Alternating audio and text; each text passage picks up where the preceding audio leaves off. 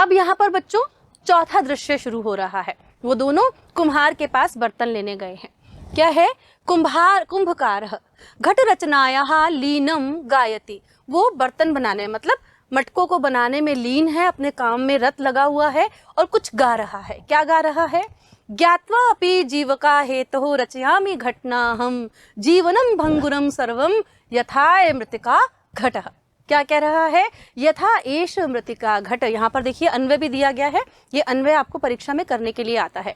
यथा एष मृतिका घट तथा सर्व जीवनम भंगुरम ज्ञात्वा अपि घटान रचयामि। क्या कह रहा है कि जिस प्रकार मिट्टी का घड़ा है उसी प्रकार यह जीवन सर्व जीवनम भंगुर ज्ञात्वा, यह जीवन भी भंगुर है। भंगुर मतलब नष्ट होने वाला, क्षणिक में नष्ट हो जाता है। यह ज्ञात्वा जानकर भी मैं क्या कर रहा हूँ? घटान रचयामि, घड़ों की रचना कर रहा हूँ। मतलब उसने यहाँ कहना चाहा है कि जीवन के सत्य को जान करके भी हम उन्हीं घटनाओं में, उन्हीं कार्यों में लगे रहते हैं। हमें पता है कि हमारी मृत्यु निश्चित है।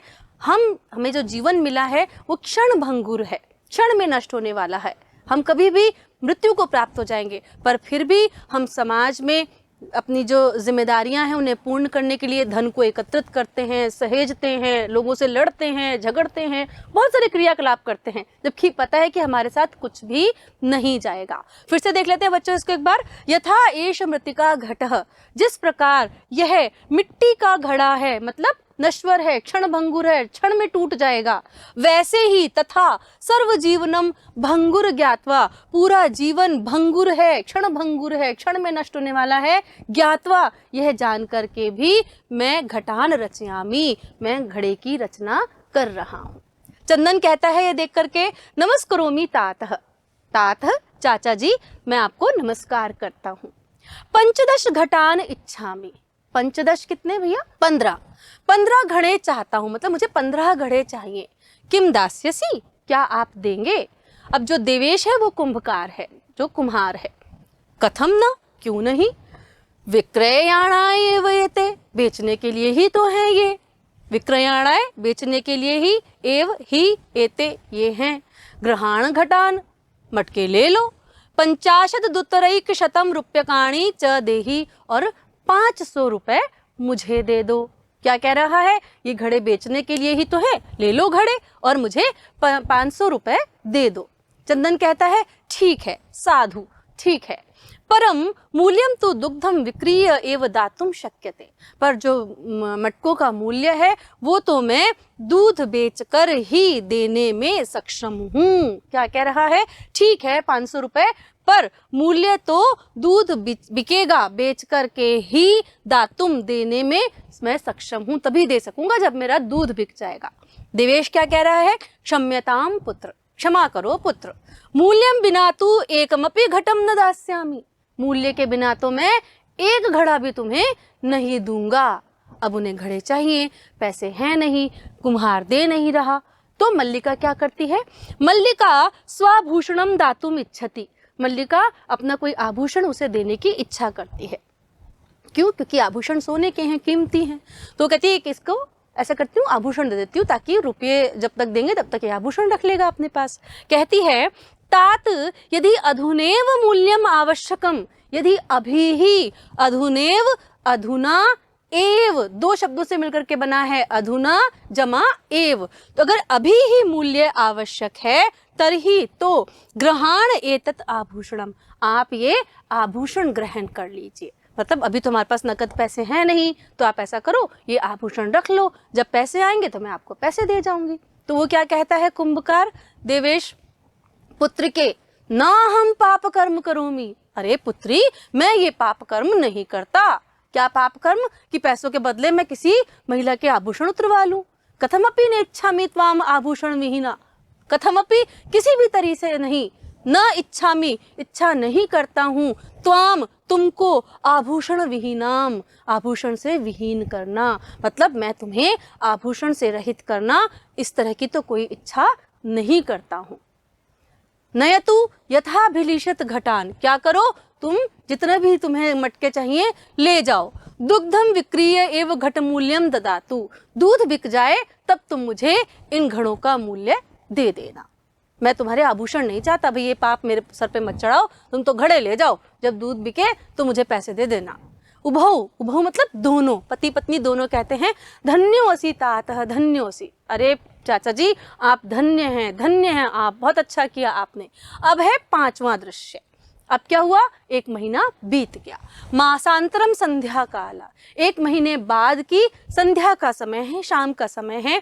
एकत्र रिक्ता नूतन घटा संति, उन्होंने सारे जो खाली मटके थे उन्हें इकट्ठा कर लिया, नए नए जितने नूतन घटा मतलब नए, एकत्र इकट्ठा किया, रिक्ता खाली मटकों को। दुग्ध क्रेतार अन्य चह ग्रामवासिनः अपरत्र आसीनः, दुग्ध क्रेतार दूध खरीदने वाले, अन्य चह और अन्य ग्रामवासी वहीं पर बैठे हैं, चारों तरफ वहां पर बैठे हुए हैं। क्यों? क्योंकि भाई 300 लीटर दूध चाहिए तो बहुत सारे लोग आएंगे लेने के लिए। चंदन कहता है, चंदन, अब चंदन क्या कर रहा है वहां पर, धेनुम प्रणम्य, गाय को प्रणाम करके, मंगलाचरणम विधाय, मंगलाचरण करता है। मंगलाचरण मतलब जब हम किसी अच्छे श्रेष्ठ कार्य को करने जाते हैं तो हम ईश्वर को याद करते हैं, तो मंगलाचरण करके मल्लिकाम आहयति, मल्लिका को पुकारता है, आवाज लगाता है।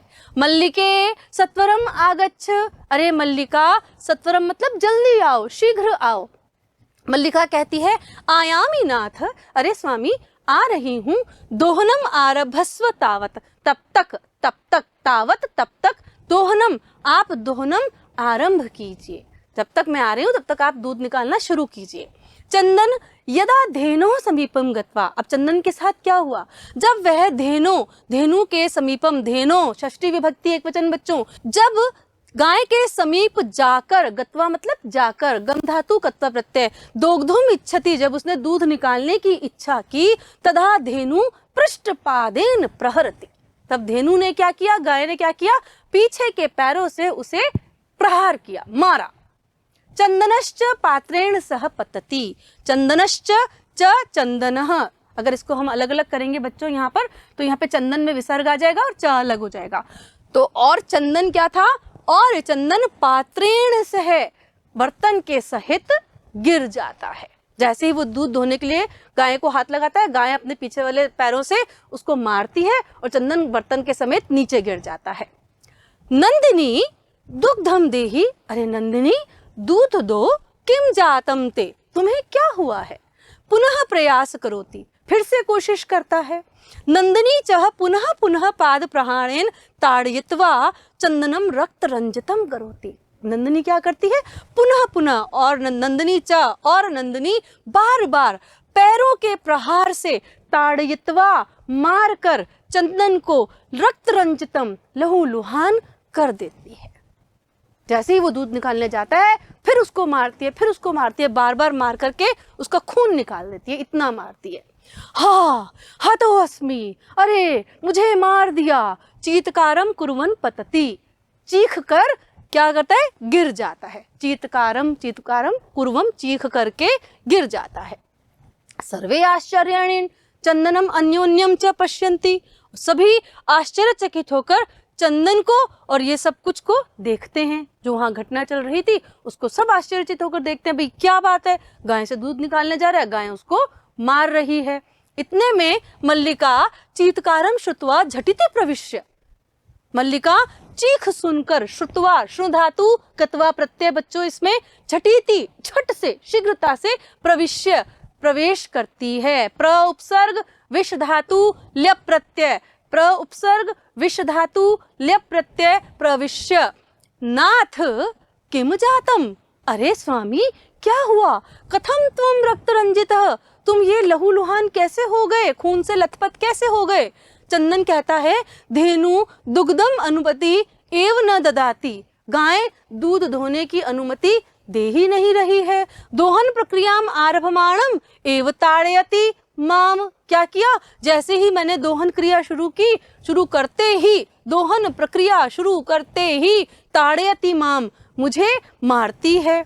मल्लिका धेनु स्नेहेन वात्सल्येन च आकारे दोग्धुम प्रयतते, मल्लिका धेनु को स्नेहेन प्रेम से वात्सल्य पूर्वक, जैसे बच्चों को प्रेम करते हैं ना, उसको वात्सल्य बोलते हैं बच्चों, तो प्रेम से वात्सल्य पूर्वक बुला करके दूध निकालने का प्रयास करती है।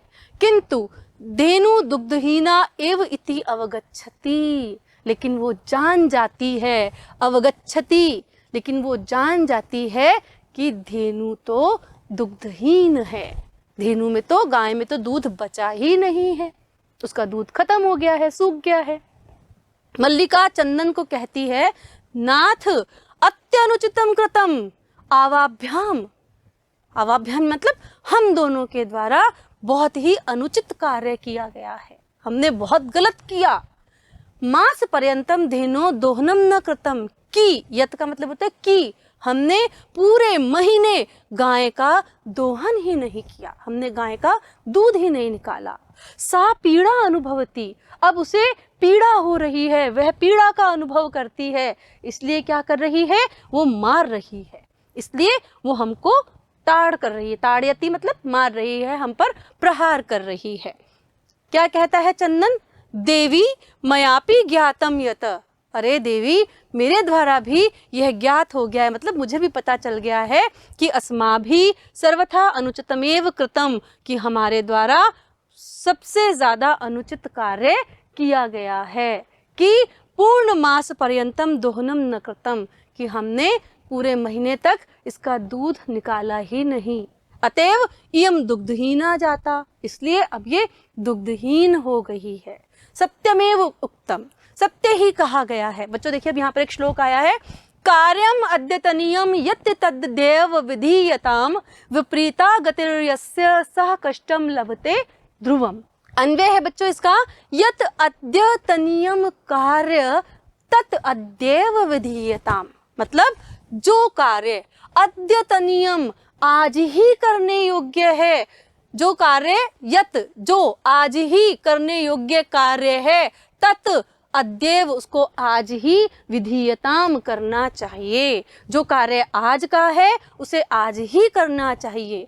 यस्य गति ही विपरीत है, अब बच्चों यहाँ पर गति में विसर्ग नहीं है, यहाँ कैसे आ गया, क्योंकि यहाँ पर ऊपर र लगा हुआ है, जब इनको हमने अलग किया तो ये र विसर्ग में बदल गया, इसलिए यहाँ पर विसर्ग आ गया। तो कहने कि यस्य गति विपरीते, जो इसके विपरीत जाता है, जो इसके विपरीत गति करता है, मतलब जो उल्टा जाता है, सह वह ध्रुवम निश्चित रूप से कष्टम लभते, वह निश्चित रूप से कष्ट का अनुभव करता है। मतलब जो कार्य आज करने योग्य है उसे आज ही किया जाना चाहिए। हिंदी में भी हम कहते हैं ना, काल करे सो आज कर, आज करे सो अब, वही बात यहाँ पर कही गई है कि यद्य अद्यतनीयम कार्य तत् अद्येव विधीयताम, जो आज करने योग्य कार्य है उसे आज ही किया जाना चाहिए। यस्य गति विपरीते, जो इसके विपरीत गति करता है, जो इसके विपरीत जाता है, सह वह ध्रुवम कष्टम लभते, वह निश्चित रूप से कष्ट को प्राप्त करता है।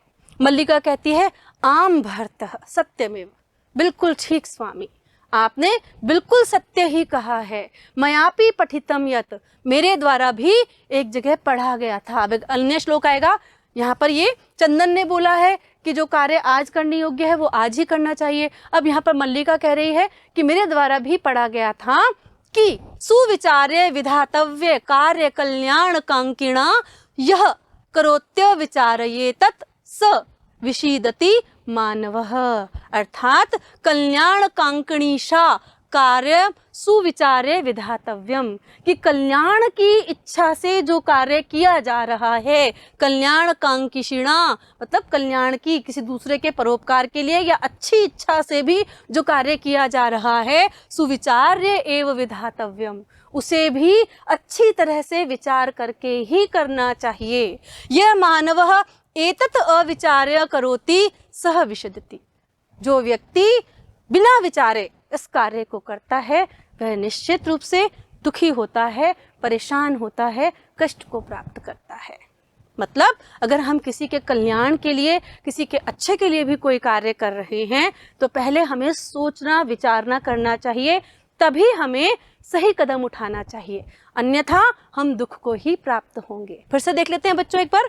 कल्याण कांक्षिणा, कल्याण की इच्छा रखने वाला जो कार्य किया जाता है वो भी सुविचार्य एवं विधातव्यम, उसे भी अच्छी तरह सोच विचार करके ही करना चाहिए। यह मानव, जो मनुष्य एतत् इसको अविचार्य बिना विचारे करोति करता है, सह विशदति वह दुख को प्राप्त करता है, वह दुखी होता है, कष्ट को प्राप्त करता है।